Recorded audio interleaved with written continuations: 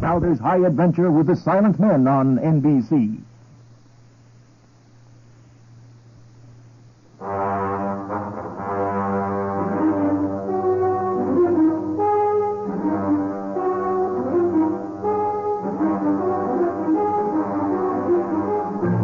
The Silent Men, starring Douglas Fairbanks, Jr.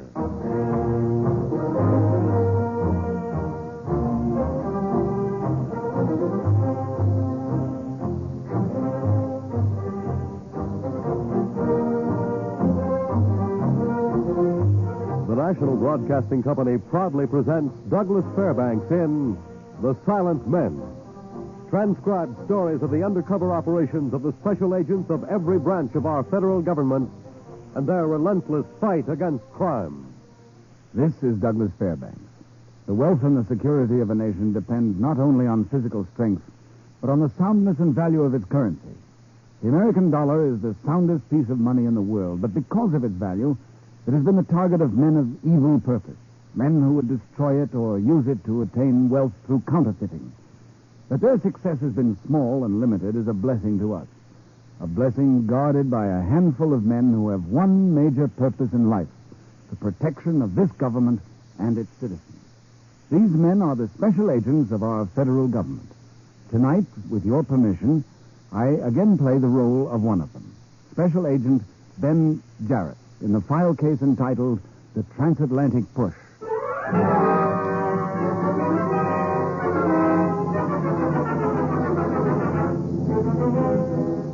From the beginning, it was obvious that this was not an ordinary case. This one started at the top in Washington, D.C., in the office of James J. Maloney, chief of the division. Come in, Ben. Hi, Chief. How'd you know it was me? The guard called that you were on your way up. Oh. Secretaries are all out to lunch. Sit down, Ben. Thanks. How are you? How are things in the Dallas office? Hot, but quiet. We can do something about the quiet part. I'm bringing Al White in from the San Francisco office. We'll work together. Take a look at these, Ben. Mm-hmm. Counterfeit, huh? Yes. Queer stuff. Yeah. Look at them.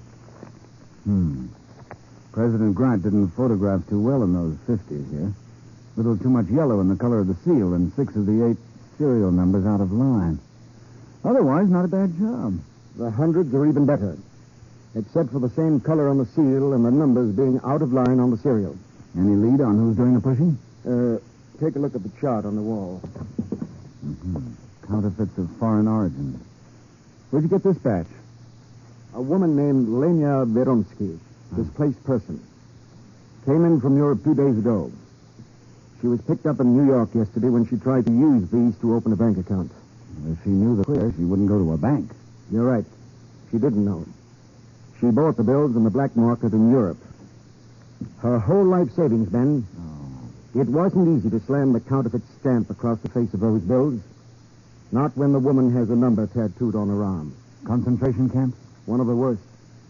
Buchenwald. And that's the type of person being victimized. Oh. They come here with a stake to start a new life. And we have to take it away from them because it's counterfeit. Where do I start, Jim? The woman's in the detention room. You'd better see her. Detention room, please. Hello. This is Maloney. Send Mrs. Veronsky to my office, please. Thanks. One thing occurs to me, Jim. How do we know the queer isn't being printed here and shipped overseas for unloading? We've checked the stock. Oh. No paper of this type being milled in the United States. Now, the same goes for the ink they're using. Any line on the point of origin? The paper, France or Spain. The ink, Italy. That's all. I see. Well, I'd better note that. Oh, come in, Mrs. Veronsky. Thank you. This is Mr. Jarrett. Sit down, please, Mrs. Vronsky. It's all right. Oh, it's all right. This is the man I wanted you to see. Now, you tell Mr. Jarrett where you got the money. In Paris, before I come here, I have 2 sons. We all work to come to America. My other son and 2 daughters and my husband, they are dead. But Buchenwald. Would you like some water, Mrs. Voronsky? No, I'm all right. Me and my last two children, we safe. And one day they say I can come here on the Quota. yeah. But my boys, they must wait, so... A man changes our money for American money, and I come. Now you say the money is not good. Mrs. Voronsky, do you know the name of the man who sold you this money? No. He was short. He has no hair. He's happy, laughing. Laughing. That is all I know. Laughing. Thank you, Mrs. Bronster. Please wait in the next office. I'll see you again. Ben, we've got to smash this transatlantic push. Miss Hennick is preparing letters for you and Al White to police authorities in France, Spain, and Italy. When do we leave? As soon as Al White gets here. Now, when you get to Paris, check with Chief Inspector Francois Poiret of the French Sûreté. Right. Poiret. Speak any French? It depends on your point of view. My high school teacher said no. Well, this looks like a big, well-organized gang, Ben. That means they'll play rough. After seeing that woman, I hope they do, Jim. I hope they do.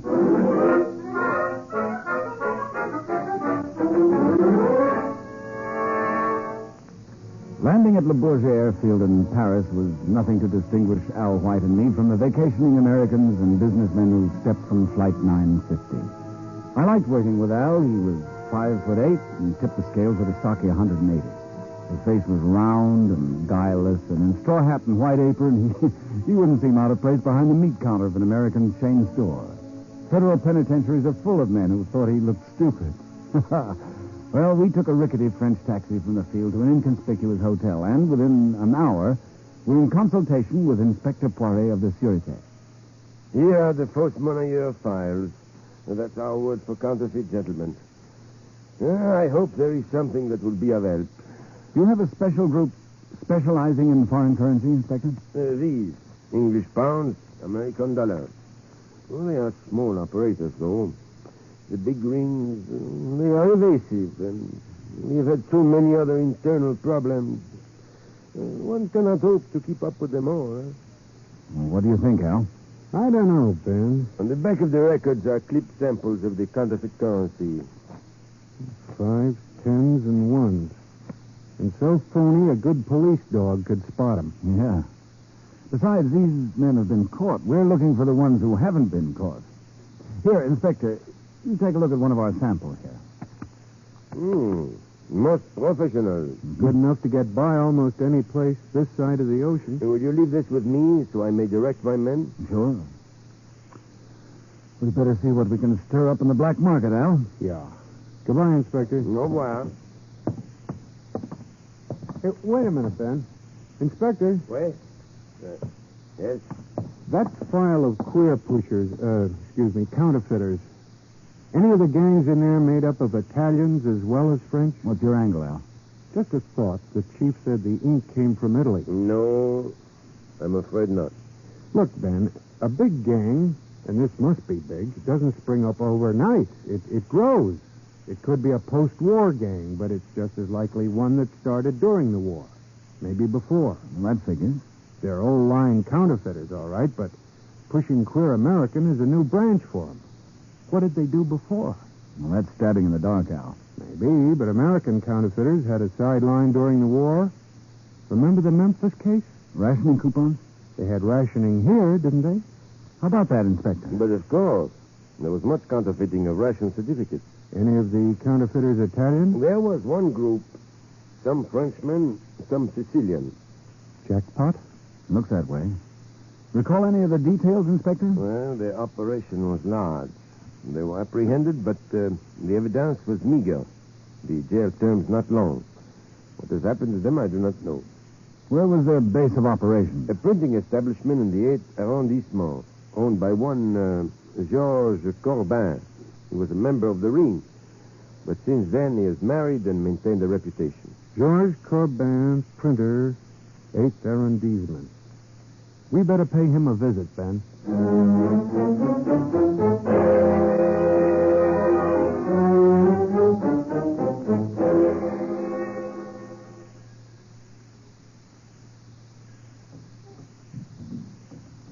Somebody coming.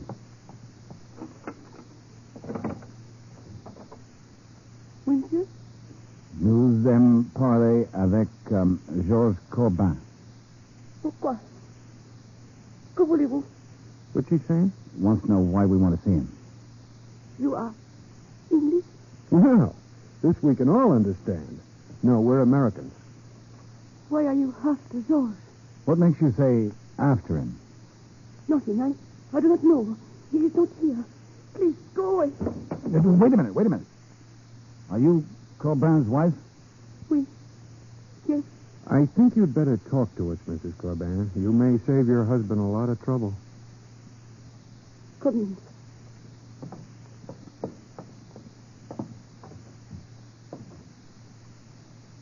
Now, where is he? I do not know. His shop has been closed for some time. The other storekeepers in the arrondissement say they haven't seen him for months. He's away. Where? I do not know. That is why I am frightened. How long has he been gone? 5 months. And you don't know where? I can tell you nothing. You were sent by the police. If I tell you, George will be killed. Killed by who? The men who took him away. Please. Leave me. If she's leveling, Corbin may have been snatched. Poire said he quit the game. Maybe they came back and got sore when he wouldn't play. They need a press and an engraver, and he's worked with them before. I hate to do this, but we haven't got much choice. Mrs. Corbin, if your husband was taken away 5 months ago and you don't know where he is, how do you know he hasn't already been killed? I have had letters. During the war, your husband was a counterfeiter of rationing certificates. There's nothing wrong since then. Maybe not. But the men who took him away were the same men he worked for before, weren't they? He did not want to go there. They forced him. Mrs. Corbin, we believe that. So if you want to protect your husband, you better talk. Those men are counterfeiting American money. They may turn out all they can handle and then quit. Leave me with Miss George. To be a witness against them? They'll kill him unless we can get to him before they quit. Oh, no.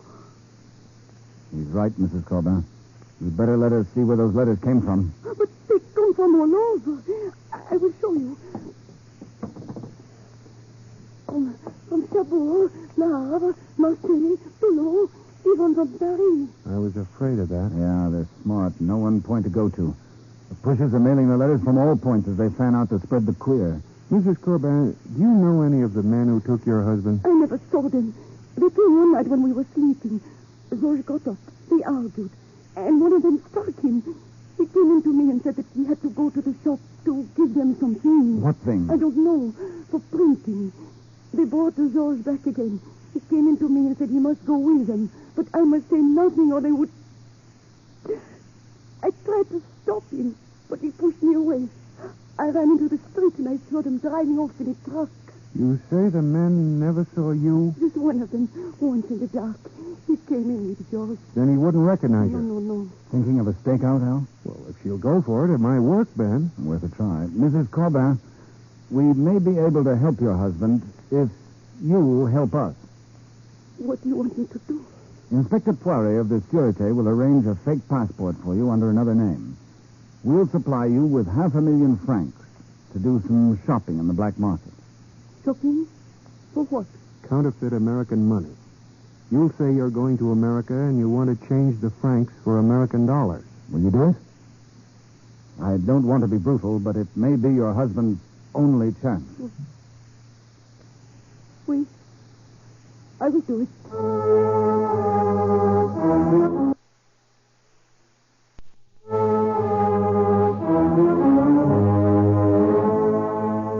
With the help of Inspector Poirier and his men, Al and I arranged a stakeout in the black market areas of Paris, the back alleys behind the Hotel Georges V, the winding streets of Montmartre. Men of the French Sûreté were planted unobtrusively in the crowd. Always one of them within a few feet of Madame Georges Corbin as she tried to make contact. Occasionally, genuine American currency turned up, or inferior counterfeits of small denomination. but none of the counterfeit 50s and 100s with the serial numbers out of line. Until, late one afternoon, we moved the stakeout to the Boulevard Clichy, just off the Rue de la Paix. She's made a contact, Ben. Doorway of the florist shop. Take a look, Inspector. You know the man? Oui. He was one of the ones with the rationing certificate. Condom. Small fry pusher, eh? Look, she's taking a shawl off her head. It's the bills we're looking for. Shall I signal my men to make the seizure? No. Put a tail on him. Pardon? I have a man following. We don't want him. We want the men who were printing the queer. The transaction has been completed. Les sœurs, prenez 2 hommes avec vous. Suivez-lui. Jean-Henri avec lui. I've assigned 3 men. They will report his action. I'll be right back. What's up? The pusher ditched some sort of paper in the doorway. I'm going to go get it. You seem disappointed, Monsieur Jared. The contact. I was hoping it might be Laughing Boy. Huh? Laughing boy? A pusher who's happy about his work. He enjoyed giving some queer money to a woman who deserved a better break. We'll find him, though, later. Did I do the right thing? You are fine, Madame Colbert. Let's see the money. Yeah. They are the ones you seek? Yes. Too much yellow, serial numbers out of line. It's the push, all right. Is that the merchandise, Ben? Yes, yeah. What did you find? This envelope. The one he carried the money in. What does post restant mean? General delivery. Let's have a look. To Antoine Restori, Poste Restante, Montmartre, Paris. From Joseph Perfetti, Poste Restante, Marseille. This was mailed from the Bureau de Poste of the Opera Quartier to Marseille. Well, then the source may be in Marseille. The queer is mailed from there to the pushers. We'd better get down there. Inspector, can you arrange for a postal watch in Marseille? We can follow Ristori from there if he comes to pick up his mail. And the sorting clerks can let us know the destination of anything he sends out. Let it go through and pick up the pushers at the receiving end. It shall be arranged. I go to Marseille with you.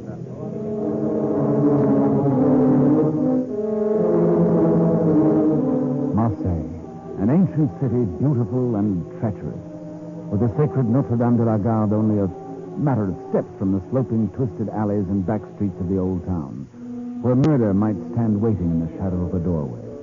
For days, Al White and I stood behind a torn curtain, looking through the grimy window of a cheap rooming house, waiting for a signal from one of the changing groups of Sûreté men lounging about the Bureau de Poste. Then finally it came. A lounger dropped his newspaper, stretched lazily, and moved slowly after a man in a red beret. There it is, Ben. Ristori picked up his mail. Good. Let's go. We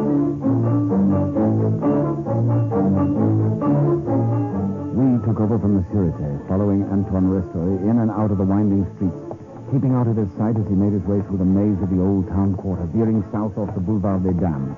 Sometimes the red beret was just a flash of color, seen for a split second, as we turned into one street, while Ristori slipped into another. But we never lost it. Then, on the Rue de la Neuf, Ristori disappeared into the cafe at number 41.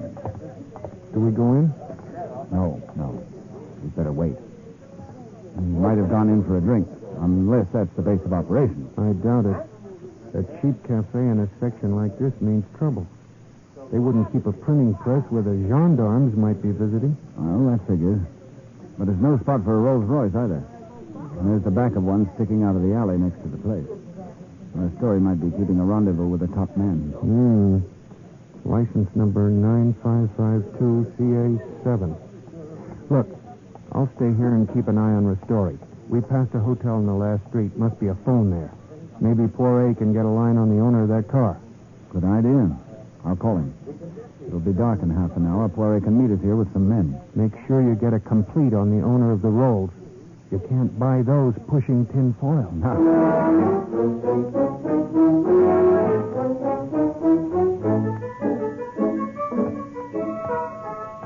Inspector. Over here, in the doorway. Is the story still there? Yeah. 2 hours now. There may be a back door, you know. I cased it. Leads into a blind alley by the car. I'd have to see him. Incidentally, what about the car, Inspector? Very interesting. It is registered to one André Salvini, who also owns the cafe. Monsieur Salvini has blossomed forth recently as a man of wealth, dealing in real estate. What kind of real estate? A few more establishments like the one we watch, but also a magnificent home in the country. An old chateau in the pine forest near the village of Cabri. Country estate, huh? Not a bad place to print the queer, Ben. You know the location, Inspector? Unfortunately, no. There are many such properties in the Cabri area. It could be one of 20 or more. Well, then the way to get there is to let Ristori and Salvini take us there. They might not talk, Al, and if we grab them, the rest of the gang might split. Yeah, but if we try to grab them and miss, they'll head right for their equipment and move to another spot. We'd have to start all over from scratch. Obviously, you have considered a way to prevent such a move, Monsieur White. What is your plan? You and I go in, Ben. The cafe becomes lively. Yeah. All right, we go in. Then what? When we get in, Inspector Poirot can block off this area. When the rumpus starts, grab everyone who comes out on foot. But don't stop that car. What we want to know is where it goes. But it would be impossible to follow it. I do not have the vehicles to cover all avenues of exit from this motor. Well, you won't have to. Station 3 cars along the highway near Cabri. Unmarked, no official cars. 115 miles this side of the town, 110, 15. That's sound. They'll know they're not followed when they get clear of here, and they won't be leaning too hard on that gas pedal when they get near Cabri. Your men can follow it from there, then, in relays, until they spot where the car turns off. We can follow and move in. If you leave the cafe alive, monsieur, perhaps a few of my men... Not too many would tip us. He's right, Inspector. We'll take it alone. When the trouble starts, blow a couple of whistles up the street, but don't close in until the car is gone. Come on, Al. Let's go. Au revoir, and good fortune.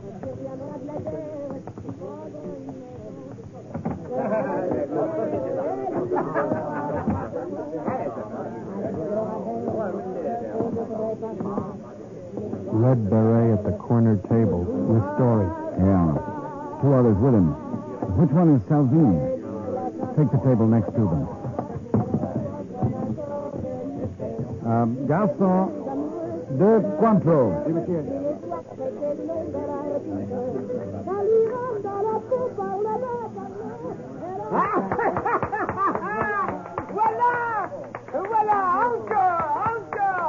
Laughing boy. The man who pushed that money over on the DP we saw in Washington. He's looking at us. You stay happy, monsieur? Oh, do not mind me. I am always, how you say, a happy one. You are American, no? That's right, laughing boy. Voila! You make a nickname for me. You will? Laughing boy.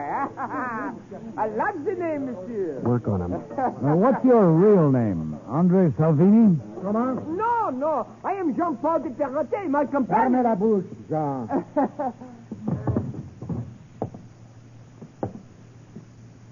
Pourquoi? Que voulez-vous, monsieur? He wants to know what we want, Al. Tell the man. We're looking for counterfeiters of United States currency. The 3 of you are under arrest. Oh, I am arrest, no?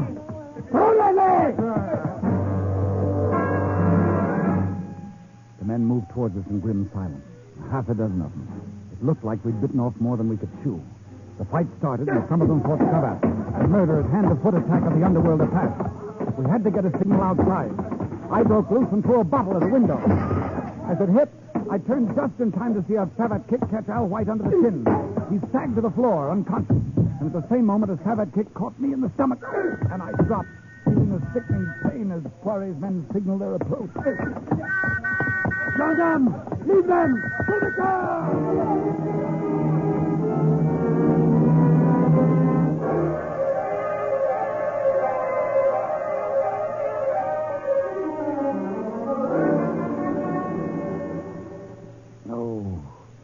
Where's Al White? My men took him to the hospital. Oh. How bad? He was unconscious. Concussion, possibly. His face will need stitches. They fight savates with metal clips on the heel. Our friends get away all right? Yes. I will drop you off for medical attention, too. And then I will proceed to Cabri. Oh, I'm all right. I'm going with you. If anything happens to Al White, I'll stay here until every one of them hangs. My car is outside. It is equipped with wireless. You are sure? I'm sure. Let's go, Inspector.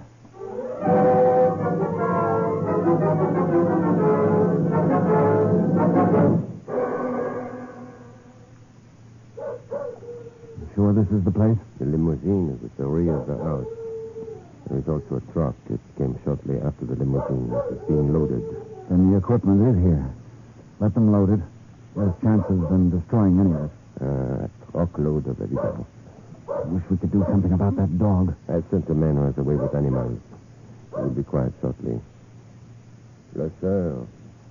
How well have your men got the place covered? Guns and lights have been placed at strategic spots. We command all possible avenues of escape. You got a machine gun at each entrance to the driveway with spotlights? Oui, and 30 men of the Brigade Mobile. They are well armed. There is the end of Monsieur Dog. Good. Now, if they'll move, we can... Take them. You command here. I go to the other side. All right, the spotlight. Fire a burst over the truck. Brigade Mobile, close in on the house.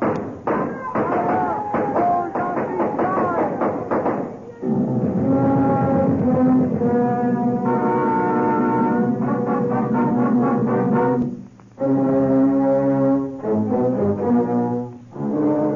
A very fine coup, Monsieur Jared. Your government will be most happy. Well, they'll be happy to see these counterfeit plates. George Corbin was pretty clever. His numbering machine only carried 6 digits, and the bills needed 8. So he engraved the first 2 on a lithograph stone, just a little too low, deliberately, so the machine numbers wouldn't line up with them. It was the easiest thing to spot. I'm glad he was not injured. And you will be glad to know that Monsieur White is recovering. Which is more than we can say for Laughing Boy and Salvini. You don't recover from being dead. Well, Restori and the others will make a most impressive trial. Don't forget, we've a few to add yet. Keep us quiet until we pick up the pushers at the various post restaurants when they call for their mail. It will be attended. But when it is over, you have also done us a service. There should be appropriate honors. No, thanks, Inspector. You take them. We're well paid for our job. Well paid? In America, the law enforcement agents receive much money? I wasn't thinking of money, Inspector. No, not money.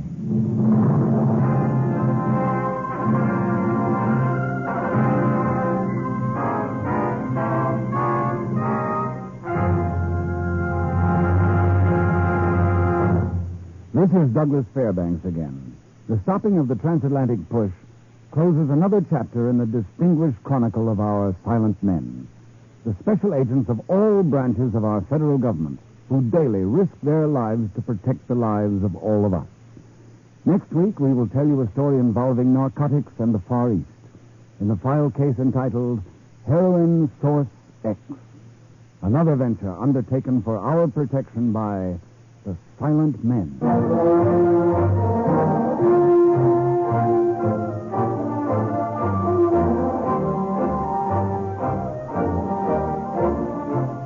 The Silent Men is produced by Warren Lewis.